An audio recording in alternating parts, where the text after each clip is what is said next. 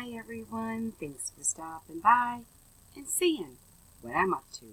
My name is Silkyfeather and you can call me Silky. This message from Meet Kevin was yesterday late at night. I had a severe migraine and I crashed.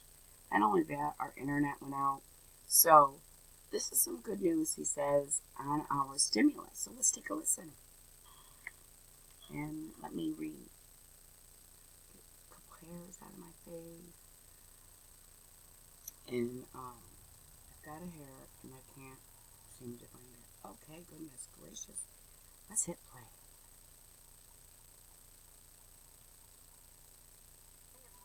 Welcome back to your late update on stimulus negotiations, stimulus checks, and the news of the day. Remember to use coupon code Larry to join the investing courses, money courses, and the YouTube course link below.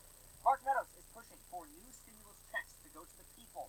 This is not a surprise, but it is very good news that he is finally talking about stimulus checks again, that people are actually talking stimulus checks. For the last few weeks, I've been very frustrated, feeling like we have been forsaken. That is, the people have been forgotten.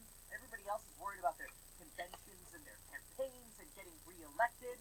But finally, we hear that Mark Meadows, Donald Trump's chief of staff, is pushing for another round of stimulus checks. We already know that Donald Trump and Treasury Secretary Mnuchin are for another round of stimulus checks. We know that Democrats are for another round of stimulus checks. And we know that many Republicans are also in favor of stimulus checks. At least enough Republicans are in favor to actually pass a bill. So we have enough people to pass the stimulus check legislation. We just need something to finally bring it together and bring this up for a vote. Now, we know that stimulus checks are good politically. We know that they're targeted. And remember, how many times over the last few months have we heard Congress demanding, quote, targeted stimulus action? Well, Treasury Secretary Mnuchin tells us stimulus checks are targeted.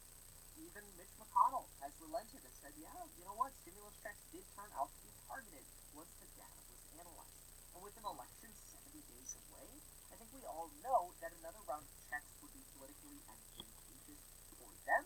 And hopefully, in addition to checks being beneficial to their wonderful campaigns so they can get reelected, hopefully they also think that stimulus checks would be helpful to the people who need them, which in my opinion is a top priority. If I was a politician right now, I would rather not get reelected, and I'd be standing in Congress every day until we finally got these stimulus checks out, because it's what we promised. They shouldn't have said Americans should expect a more generous stimulus package and another. Hey, yes, they shouldn't have. And on top of that, he promised, he stood there in the state, President Trump that is, which I'm a Biden fan. He stood there in front of Pennsylvania stating, you'll be fighting for steel contracts. You guys you'll never have to worry about it. There'll just be so many orders coming in, you'll have to fight them off. That never happened. The round of stimulus checks, they weren't planning on doing it. So it appears that Mark Meadows is the man trying to push this promise through. This is good. This is hopeful. I like to hear this. Now, I'm going to try to stick to good news, but Nancy Pelosi was also interviewed on MSNBC, and she was asked if Americans should be hopeful that Congress and the White House can reach an agreement on a new stimulus bill. Nancy Pelosi answered this very politically, and I want this to be a good news video update, so I'm not just going to read her quote to you because we have to add some context. Remember that Nancy Pelosi is trying to pressure Republicans to accept her bill, so she's going to cast shade. This is normal. So when you hear her say, quote, a lot of that will be up to the administration if they stop making misrepresentation to the American people. So this is really Nancy coming across as, not too optimistic here on this next stimulus passing, but she's doing that with a political motivation. I am hopeful, especially now that we have Mark Meadows clamoring for checks, and we know that Nancy is pro-checks. Now, right now, everybody's digging in their heels, and this negotiation is going pretty hardcore. But remember this, not only do we now have the White House chief of staff walking around looking for checks, basically, but remember something that not a lot of people are talking about. Nancy Pelosi, she told us she is willing to wait on state and local government funding until January. Excuse me. Reporting that, and that's really important because she is signaling, hey, I'm open. Let's just focus on funds funding for schools and maybe food insecurity. The state and local government part, that's the big trillion-dollar piece that's missing between where Democrats stand and where Republicans stand. I wish they would make that a little bit more clear because this has come out from both sides. And I've researched this stuff all day long to try to find the little nuances. I'm optimistic with this swap for Mark Meadows. Now, something that I just want to clarify, because it's turning into a scam.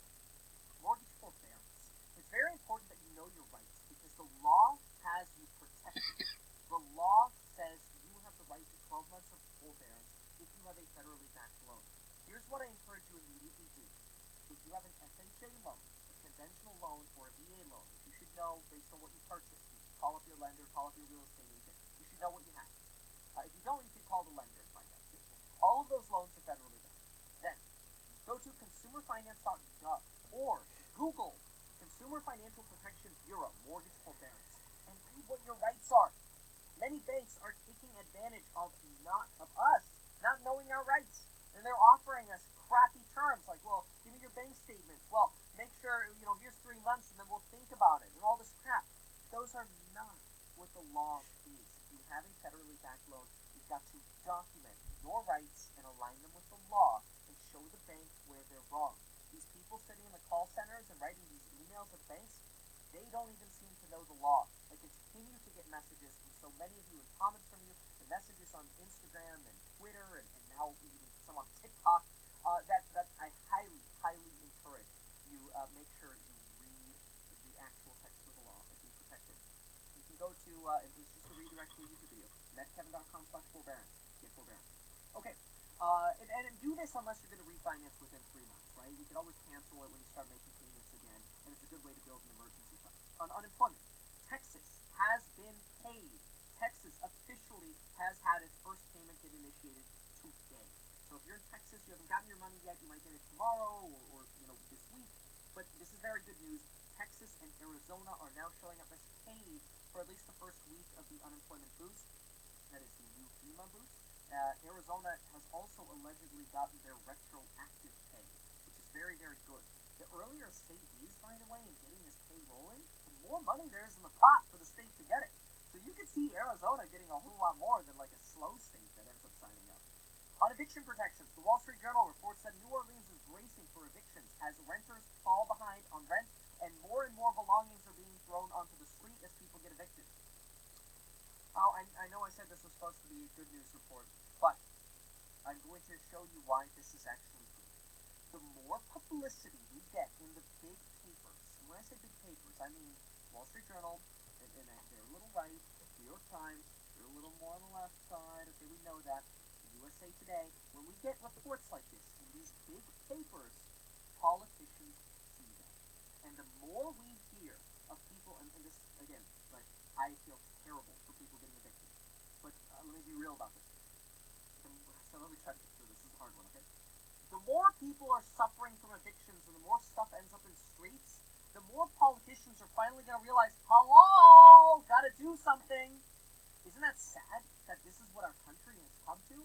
But that's the way it is. So the bottom line is, it's almost like we need to see people suffer for the government to actually act.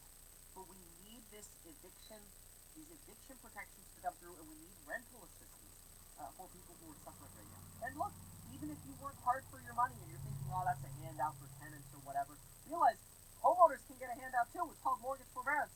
Everybody needs some help during this pandemic, and that's good for society. People getting evicted is not good for society. It's not good for the neighborhood. It's not good for home values. It's not good for rent. It's not good for anything in a neighborhood. It's the point of having a government, is to make sure there's nobody left behind.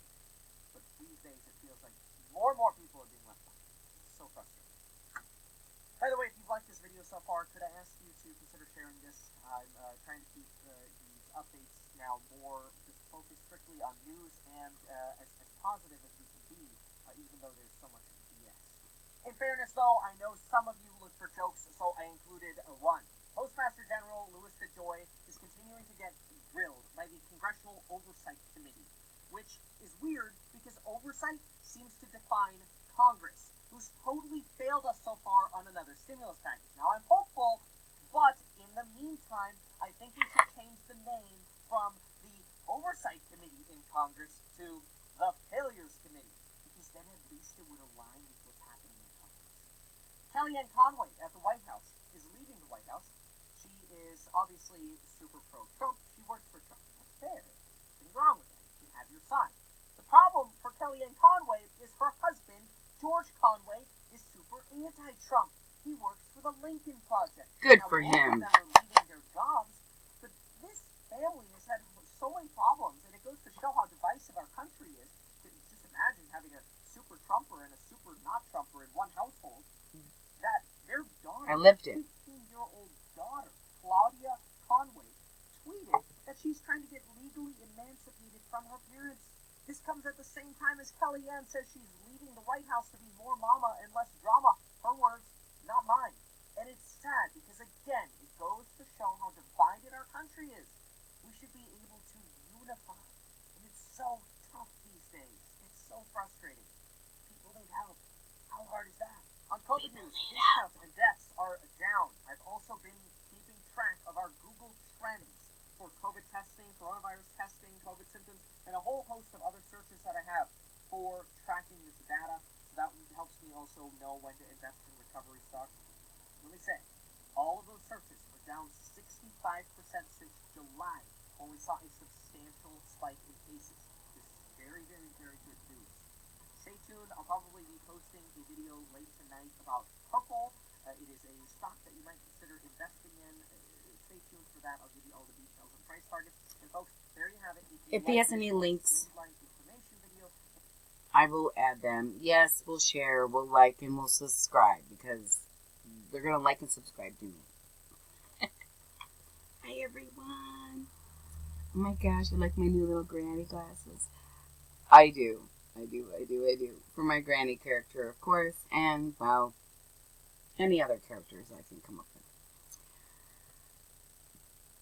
It is some good news, but he didn't actually say we were getting money, and that's really stupid to put good news, because all he really said was, yeah, someone should really fight for this.